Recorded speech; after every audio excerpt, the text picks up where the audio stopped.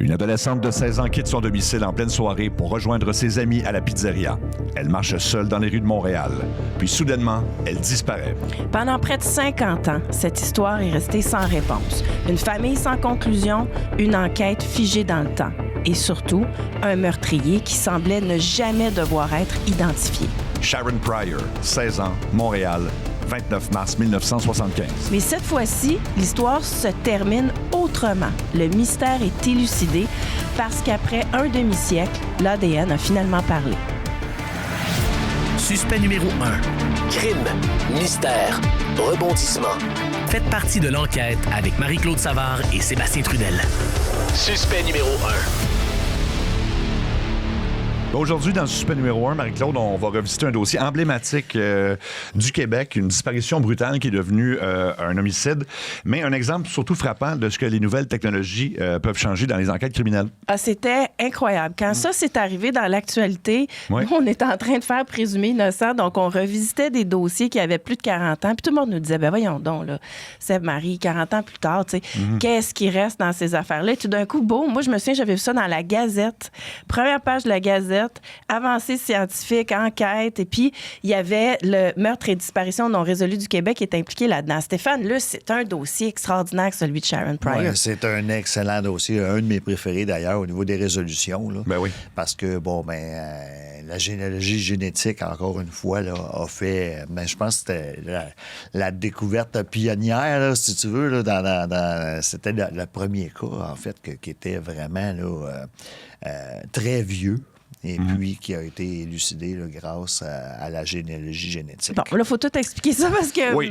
moi, j'ai même eu de la difficulté à comprendre. Bon, qu'est-ce que ça veut dire, la généalogie génétique, là? En fait, quand il y a de l'ADN qui est retrouvé sur les lieux d'un crime, puis qu'il y a de l'ADN qui peut incriminer une personne en tant que telle, donc dans le cas de Sharon Pryor, le meurtrier l'a déshabillé, a enlevé son pantalon, puis il a dû s'acharner pour y enlever son pantalon parce qu'elle avait gardé ses bottes. Donc, il a dû travailler fort sur le pantalon.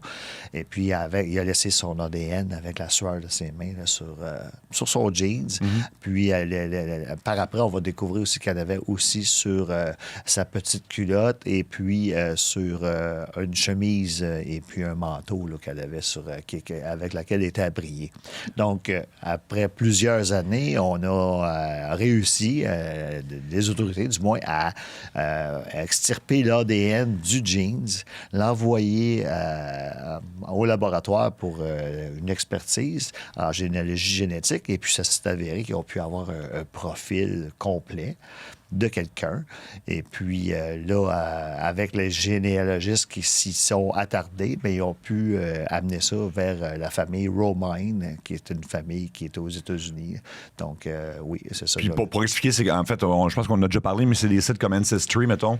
Ouais. Les gens qui vont passer des tests, bien, en fait, on trouve pas nécessairement le meurtrier directement. C'est juste qu'on va trouver de quelle famille, tu sais, ça peut être des cousins, puis là, à partir de là, on regarde autour, puis c'est comme ça que ça on trouve ça se des fait. liens familiaux, donc Oui. il y a des noms de famille qui sortent, puis à partir de là, bien, là, les policiers sont en mesure de faire des comparaisons, à savoir si ce nom-là se retrouve dans leur dossier. Sinon, bien, il y a beaucoup de descendances ou d'ascendances qui sont produites par les généalogistes pour voir les familles que ça implique. Et puis, dans cette banque de familles-là, bien, les policiers peuvent faire des liens. Là. Donc, quand tu fais affaire avec un Ancestry.com ou peu importe, c'est pour détailler ton arbre généalogique. Fait que là, les familles sont curieuses de savoir un peu, bon, c'était qui l'arrière-grand-père, d'où il venait. Puis c'est un cadeau souvent qu'on va donner à quelqu'un. Voici ton arbre généalogique. C'est Quand ils font, donc, t'envoies une partie, un bout de cheveux ou peu importe. Ta salive. Bon. Ouais. Puis là, tu coches. Est-ce que tu veux que ça reste dans les dossiers publics? La plupart des gens vont le cocher automatiquement. C'est comme donner son accord, si on veut. Ouais. Ce qui fait qu'aujourd'hui, on a des banques publiques de lignées comme ça avec de l'ADN. Puis c'est en couplant ce qui a été gardé de pièces à conviction avec ces registres-là qu'on est capable de faire avancer les choses. Voilà. Bon, dans le cas de Sharon Pryor, ça ressemble à d'autres dossiers de cette époque-là. C'est que si tu veux juste nous reprendre la ligne de temps, qu'est-ce qui est arrivé à cette jeune fille-là? Ben, en fait, Sharon devait aller rejoindre des amis à la pizzeria, à Pointe-Saint-Charles. Et puis, sur son chemin, elle aurait croisé Romine, qu'on connaît maintenant.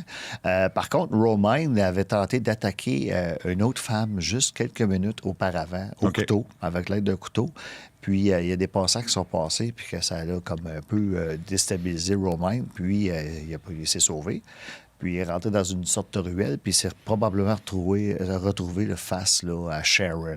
Fait que Donc, lui, il sortait ce soir-là dans le but de tuer quelqu'un. Là. C'était Exactement. peu importe qui. Là, exactement. Donc, comment est-ce que s'il est pris, là, il devait avoir une voiture quelque part, parce que Sharon a été quand même retrouvé à Longueuil. Donc, à Longueuil, c'est ça. À Longueuil, quelques jours plus tard, ouais. Donc, est-ce qu'on sait un peu ce qui est arrivé une fois qu'il a... Bien, Sharon, en fait, a été battue violemment, et puis elle s'est étouffée avec son sang.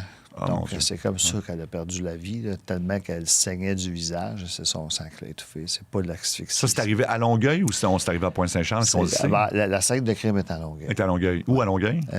Près du boulevard de chemin du Tremblay. OK. Je me souviens plus du nom de la rue, mais c'est ça, c'est près du chemin du Tremblay. Mais dans la rue ou c'était dans un parc? Non, c'était vacant. C'était des bois dans ce temps-là. Mais je me rappelle, j'allais là quand j'étais jeune faire du camping. Il n'y avait vraiment pas de maison dans ce coin-là. Il y avait juste des rues avec des champs puis des bois. Et donc, c'est extrêmement violent. Puis encore une fois, ce meurtrier-là, là, il n'aurait jamais tué d'autres personnes, à ce qu'on sache en ce moment. À ce qu'on sache, non, mais pas selon sa famille à lui, là, parce que c'est quand même ses frères qui ont été interrogés, là, parce que et puis eux, ils ont cru immédiatement, c'est possiblement lui là, qui aurait tué Sharon quand ils ont été interrogés par la police de Longueuil. Là. Il n'y avait pas de surprise. Il n'était pas surpris du tout. Okay. Puis, qu'il en ait fait d'autres, là, ça se pourrait aussi. Bien, je veux dire, il avait essayé d'attaquer une autre femme juste avant. Là, c'est à peu près sûr à 100 qu'il y en a eu d'autres. Là. C'est ça, exactement. OK. Donc, elle est vue pour la dernière fois. Elle marche seule à ce moment-là. Ouais. Après ça, bon, elle est entraînée jusqu'à Longueuil. Donc, c'est la police de Longueuil qui a enquêté là-dessus. Exactement. OK. Et eux ont gardé clairement des éléments. Pièces à conviction qui ont là. sorti justement pour faire des analyses. Et puis de là, ils ont pu sortir ce profil complet-là. Mais Romain, donc, le gars en question, est-ce qu'il habitait Pointe-Saint-Charles à ce moment-là?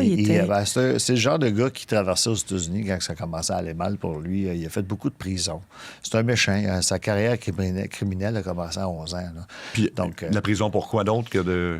c'est de la violence. Essentiellement de la violence. Je n'ai pas tous ces rapports, là, mais c'est essentiellement de la violence. Donc, le fait qu'il traverse au Canada, là, quand il était recherché par les autorités américaines, il pouvait se réfugier, mais il continue à faire ses coups de ce côté-ci de la frontière. Fait qu'il en a peut-être même fait d'autres. Là. Donc, ça serait intéressant de voir. Je ne sais pas si la police de Longueuil a fait l'exercice de vérifier, mais il mentionnait de vouloir le faire. Donc, mais il n'y a rien qui est ressorti depuis. Donc, on ne sait pas. Donc, explique-nous la famille de Sharon Pryor à ce moment-là. Cette jeune fille-là était bien entourée, elle avait une famille très présente. C'était quoi son histoire? Puis comment la famille a réussi à garder ce dossier-là chaud et vivant si longtemps? En fait, Sharon avait 2 sœurs et puis une mère, évidemment. Donc, quand c'est arrivé, c'est sûr que la famille elle a enquêté par elle-même, veut pas. Là, même on voit même dans un reportage que la mère, elle a le bottin de Montréal. Puis quand ils ont un suspect quelconque, ils peuvent avoir l'adresse, puis elle le voir, puis elle le regarder, puis elle a posé des questions. Donc, moi, je les ai fréquentés quand même régulièrement, la famille Pryor, parce que dans le temps que c'était non résolu, il était chez nous comme famille inscrite là, pour tenter d'obtenir de l'information. Et puis, c'est ça. Donc, puis, je ne vais pas te couper, excuse-moi, mais est-ce qu'il y avait beaucoup de suspects à l'époque? Parce que tu as dit qu'il y en avait... la famille a suspecté des gens. Quand on parle de suspects, c'est pas... Je suis certain que c'est eux, mais c'est peut-être lui, c'est peut-être elle. Là. Donc, c'est des gens qui suspectaient, qui tentaient de faire... Tu sais, la police était quand même assez silencieuse. Là. Toi, t'es chez vous, puis t'attends, puis t'as pas de nouvelles de la police. Là, tu te sens comme... je vais essayer de faire de quoi de mon côté. Si je trouve de quoi, je vais le mentionner aux policiers. C'est ce qu'elle faisait, là. OK. Et puis, à l'époque, quelle preuve avait la police? C'était à peu près rien? À peu près rien. C'est ça. À peu près rien. Non, il n'y avait pas de preuve en tant que tel. Là, ouais. Il n'y avait pas eu d'autres attaques de ce type-là dans le secteur? Dans le secteur de Longueuil, en 75, ou de Pointe-Saint-Charles, là, il y avait eu ce soir-là. Mais c'est sûr qu'il y en a eu d'autres, là, mais j'ai pas des meurtres en tant que tels, non. Mais tu sais, on parlait d'Hélène Mona dans un autre podcast, puis c'était à Chambly, dans un parc. C'était violent aussi, tu sais, différent, mais quand même, tu te dis, avec un couteau, est-ce qu'il y a possibilité éventuellement que, je sais pas, d'autres corps policiers puissent se regrouper? Il n'y aurait pas une façon d'avoir une collaboration dans ces dossiers-là? Bien, il faudrait, parce que là, Longueuil a de l'information sur Romain, tout ça, mais dans le cas de, si on prend Hélène Mona, je veux dire, c'est la SQ qui s'en occupe. Donc, si la SQ ne parle pas à Longueuil, ou je ne sais pas si l'information elle se transfère d'un corps à l'autre, parce que c'est quand même important. Moi, j'ai toujours prôné que la SQ devrait s'occuper de tous les meurtres au Québec, ou du moins les chapeauter. Là. Tu laisses Longueuil travailler sur le meurtre, mais considère-les qu'il est là pour pouvoir faire des liens, là, parce que, je veux dire, le meurtrier peut bien tuer à Chambly, mais il peut tuer à Montréal, puis il peut tuer en Gaspésie. Fait qu'à un moment donné, il faut que les corps de police se parlent. Il y a peut-être un motus operandi ou juste la généalogie génétique va peut-être nous donner raison à ce niveau-là à un moment donné. Il faudrait centraliser en quelque part un peu les pièces à conviction, les preuves. Ça joue à l'avantage. Puis on va le voir dans plusieurs dossiers. Les corps policiers ont de la difficulté à collaborer les uns avec les autres. Fait que ça fait que un meurtrier ou un criminel peut très bien jouer là-dessus. C'est très longtemps, là, puis faire d'autres victimes. Mais comment ça s'est dénoué? Je suis vraiment curieuse de voir pourquoi, dans le cas de Sharon Pryor, ça a fonctionné puis ça ne fonctionne pas dans d'autres. Qu'est-ce qui a fait la différence? Bien, je peux comparer. On va faire une belle comparaison. Sharon Pryor, c'est Longueuil. Ma mère aussi, Roxane Luce, c'est Longueuil. Donc, dans les deux cas, il y a de l'ADN. Dans les deux cas, ils ont sorti les pièces à conviction pour voir s'il y avait d'autres profils. Dans le cas de ma mère, ils en ont trouvé 3 profils, 2 partiels, 1 complet. Puis dans le cas de Sharon, ils en ont trouvé 1 complet. Donc, la décision c'était juste de passer à travers les exhibits. Donc, c'est la meilleure chose qu'ils pouvaient faire. Donc, que ce soit Roxane Luce ou Sharon Pryor, ils ont décidé de passer à travers les boîtes, puis ils ont sûrement fait ça avec d'autres. Donc, c'est de même qu'à un moment donné, ils en sont venus avec une réponse. Quand tu as une réponse au niveau de la généalogie génétique, tu travailles dessus, puis ils ont travaillé dessus, puis ils ont exhumé le corps aux États-Unis. C'est le bout intéressant. Oui. Comment la police de Longueuil, après ça, pour aller aux États-Unis, comment ça fonctionne? Parce qu'ils n'ont pas de juridiction là-bas non plus. À partir du moment qu'ils ont pu trouver la famille qui était reliée, ce qu'ils ont fait, c'est qu'ils sont allés prendre des tests d'ADN de 2 des frères. Est-ce qu'ils auraient pu refuser les frères? Okay. Mais ils ont décidé de collaborer. Oui, puis ils étaient convaincus que le frère avait rapport à ça. Ils ont dit, oui. Puis eux, ils n'avaient jamais eu l'idée peut-être de les dénoncer, leur frère à la police? Ils n'étaient pas au courant de l'histoire, probablement, de Sharon Pryor. Oui, mais si t'es pas surprise parce que tu sais les affaires, je sais pas. Bien, probablement, tu sais qu'il a fait de la prison aux États-Unis beaucoup pour des causes de violence, mais tu sais... C'est un meurtre d'une jeune fille de 16 ans, me semble. Ouais. Si tu m'arrives et tu me parles de, je sais pas, quelqu'un de ma famille, puis c'est sûr. Ah oui, lui, c'est sûr qu'il... C'est parce que je sais quelque chose que... Tout à fait. Mais quand ils en ont parlé, là, c'est là qu'ils ont été au courant de l'histoire. C'est là qu'ils ont dit, c'est sûrement lui, ça ne serait pas étonnant. Puis si vous tombez sur notre famille avec de la généalogie génétique, bien, il y a des fortes chances que ce soit lui. Puis le fait que il y a le chromosome Y là, au niveau de l'ADN, que c'est transmis de père en fils. Fait qu'autrement dit, le chromosome Y retrouvé sur Sharon Pryor était identique aux 2 frères. Fait que ça n'avait pas le choix d'être un des frères, puis il y avait 4 frères, dont un qui était décédé. Puis là, c'est là qu'ils ont demandé aux autorités américaines d'exhumer le corps pour avoir une certitude à 100%, mettre le doigt sur le bon frère, là, même, mais finalement, c'est ce qu'ils ont fait. Ils ont récupéré des os, ils les ont nettoyés, ils les ont envoyés à Montréal, et puis le résultat était 100%... Fait que ça a été une belle collaboration là, avec les policiers américains pour qu'ils envoient ça à Montréal, puis ils fassent confiance aux policiers, puis ça. Oui. Ça a été un peu long. Il a fallu quand même aller en cours. Là. Les policiers allaient en cours pour avoir des permissions, mais ça a été accepté. Et puis, regardez ce que ça a donné aujourd'hui. C'est qu'on a une résolution à 100% tout. Puis, on n'est pas capable de tracer un peu, cartographier les mouvements de ce gars-là. Tu sais, il faisait États-Unis, Canada, là, clairement, Pointe-Saint-Charles. Donc, tu sais, je pense à certains dossiers dans ce coin-là. On ne serait pas capable là, d'essayer de voir un peu ces mouvements. Mais moi, je pense qu'on serait capable, oui. Mais c'est la police de Longueuil qui se trouve à avoir les informations. Sûrement qu'on pourrait les retrouver. C'est plus compliqué d'avoir les informations américaines. Là. Ça l'aide quand tu es en contact avec des autorités américaines. Là, donc, mais ont-tu gardé les os? Sûrement qu'ils ont gardé. Je me suis questionné, moi, avec. Tu es allé chercher ça aux États-Unis. Qu'est-ce que tu fais avec après? Ouais. Tu jettes ou tu retournes? Ou, ça, je sais pas. Mais chose certaine, après avoir eu leur réponse, ils n'en ont plus besoin. Là. Ben, c'est ça, ils ont son profil de toute façon maintenant. Fait que, Exactement. Ils ont dû les retourner là, parce qu'en principe, je pense que c'est ça qu'on fait là, quand on a des parties humaines de quelqu'un, on les remet où ce qui était. Puis c'est-tu le premier cas qui est résolu avec l'ADN génétique au Québec? Ah non, il y a eu Guylaine Potvin, il y a Catherine Davio là, Oui, aussi, oui, qui oui. est dans le cas. Il y a, il me semble qu'il y en a un autre, là, je l'oublie, il y a M. Tremblay au Lac-Saint-Jean. Là, c'est un vieux cas, ça fait 46 ans, c'est aussi vieux là, que Sharon Pryor. Oui. Il y en a de plus en plus, puis il va y en avoir beaucoup d'autres, surtout s'il y a des fautes débloquées à un moment donné. Là, j'en ai parlé dans un autre podcast, que à un moment donné, le gouvernement devrait débloquer des argents juste pour ça. Là, je veux dire, un montant annuel comme l'Ontario. En Ontario, ils ont 1 500 000 par année pour faire des tests, justement, génétiques sur des femmes qui sont fait violer ou des gens qui sont fait tuer puis qu'il y a des traces d'ADN. Ici, on dirait que c'est le corps de police. C'est Longueuil qui a payé pour Sharon Pryor. C'est pas le gouvernement, puis c'est Longueuil qui a décidé de le faire, puis je leur lève mon chapeau, là, bravo, là, parce que il aurait pu dire, ben là, on n'a pas d'argent pour ça. Mais ça coûte combien? Moi, je serais curieux de savoir. Là. On pense, ça coûte cher. Parce que, tu sais, on pourrait monter un fonds privé de gens qui décident de collaborer, tout simplement. On se met tout le monde ensemble, puis il y a un laboratoire. Tu sais, si on avait un bateau avec un sonore pour aller fouiller les eaux, puis un laboratoire d'ADN, est-ce qu'on est d'accord qu'on pourrait régler un tas de cold case? Absolument. Sauf que là, il faudrait que ça soit géré par les autorités parce que l'ADN, c'est les autorités qui l'ont. C'est ça. Ils ne la passeront pas pour qu'on fasse des tests, là, à moins qu'on... Mais oui, je suis d'accord avec ça, mais moi, je pense que ça serait plus au gouvernement.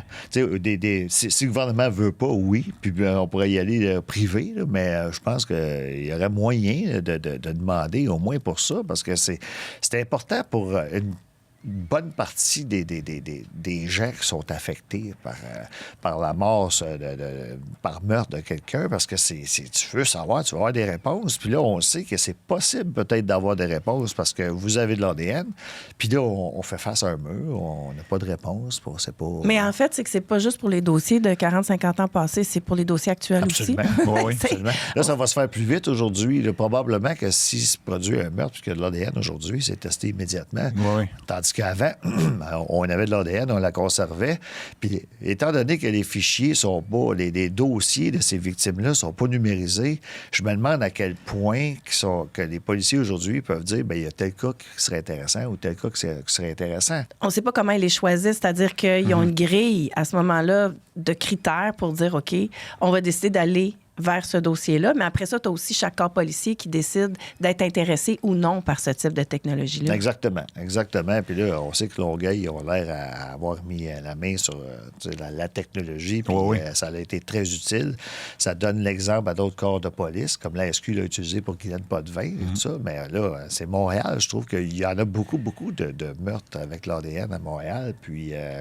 on n'entend pas beaucoup parler de l'utilisation de cette nouvelle technologie. Bien, tu sais, il y a un chauffeur de taxi qui est décédé, là, qui est Villon, qui rôdait dans les disparitions d'enfants. Tu sais, s'il y a un enfant où il y a de l'ADN, si on a été capable d'exhumer un Romaine aux États-Unis, on serait capable de régler bien des affaires ici. Absolument. Puis c'était de la sueur, là. Tu sais, moi, c'est ça qui m'a marqué bien gros, là. C'est de la sueur, oui. Puis ça, c'est de l'ADN partiel. Hein? De la sueur, et c'est pas complet, mais avec l'amplification. Puis c'est pas dans tous les cas. C'est pas dans tous les cas de trouvailles d'ADN partiel qu'on peut faire de l'ADN, qu'on peut finalement avoir de l'ADN extrapolé. Complet. Ouais, c'est ça.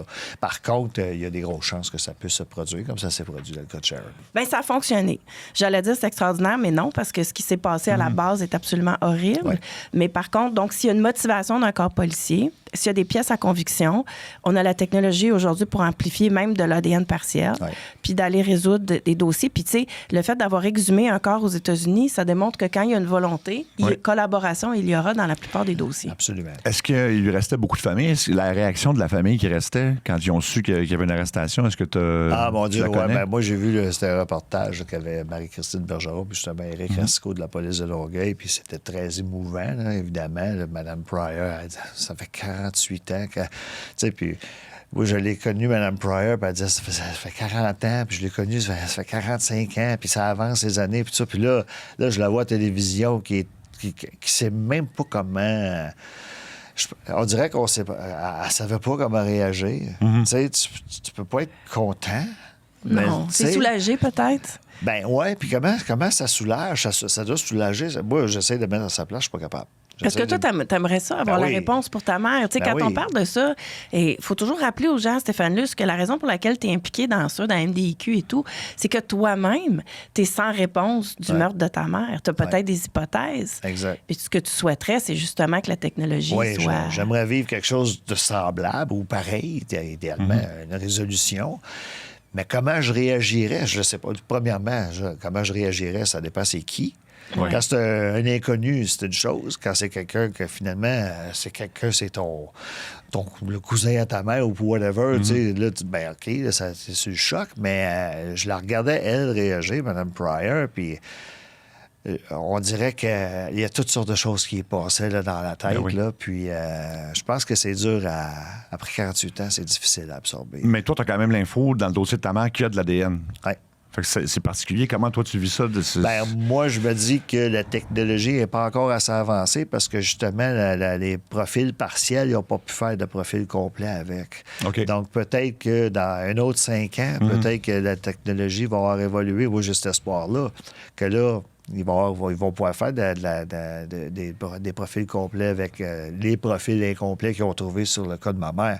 Par contre, c'est sûr à 100% que c'est pas mon profil qui est dedans. Ils sont capables de dire avec les profils incomplets si c'est le tien ou si c'est pas le tien. Ils peuvent y aller par élimination. Ils peuvent y aller par élimination, mais tu sais, partiellement, là, et on s'entend. Fait que moi, ils m'ont dit que c'était pas le mien, ni celui de ma sœur, donc j'étais intrigué à savoir c'est qui les deux autres profils qui étaient dans les draps de ma mère, là, finalement. Parce que c'est là que ça a été trouvé. OK, je comprends. Mais donc, dans le cas de la famille Pryor, c'est aussi que tu dois garder pendant 48 ans des soupçons sur des proches. Oui. Tu sais, donc, ça peut... Tu sais, quand on dit quels sont les dommages collatéraux, tu sais, sur le système, en général, c'est gros parce que c'est des gens qui sont pas capables de réintégrer puis d'être performants puis des citoyens. Ce sont des citoyens qui sont en quelque sorte handicapés par ce qui s'est passé. Ouais. Là, Mme Pryor, elle va être capable de passer à travers le processus du deuil, ce qui est absolument impossible quand tu n'as pas de réponse. T'sais. Absolument, non, c'est sûr. Non, c'est ça, je l'admets parce que tu sais pas... Tu peux pas accepter. C'est pas que tu peux... Tu peux... l'acceptation de ce qui s'est passé, il y en a qui sont peut-être capables de le faire, là, mais c'est certainement pas par amour que tu es capable d'accepter. Puis, tu sais, quand tu aimes vraiment quelqu'un, quand c'est ton enfant, surtout, là, je veux dire, il n'y a pas aucune façon que tu puisses mettre ça de côté et dire, ben écoute, elle est morte. Puis, on passe à autre chose, c'est impossible. Donc, faire son deuil, c'est savoir qu'est-ce qui s'est passé, pourquoi ça s'est passé. Là, dans le cas de Romain, on sait que c'est un fou, que c'est un sadique, puis que c'est un violeur, puis que c'est juste pour ça qu'il voulait la tuer, c'était pour la violer. Donc, c'est pas la meilleure des histoires, mais c'est l'histoire, c'est la finalité, c'est ça, puis on sait c'est qui, c'est ça l'important. Exact. Mais tu sais, puis donc, ça fonctionne. Quand on fait des appels à tous, quand on fait le processus de suspect numéro 1, dites-vous qu'il y aura des résolutions pour X nombre de raisons, que ce soit le bateau qui va aller chercher une carcasse de voiture, qui va repêcher un corps, ça va arriver. Puis, ça m'amène à notre prochain épisode.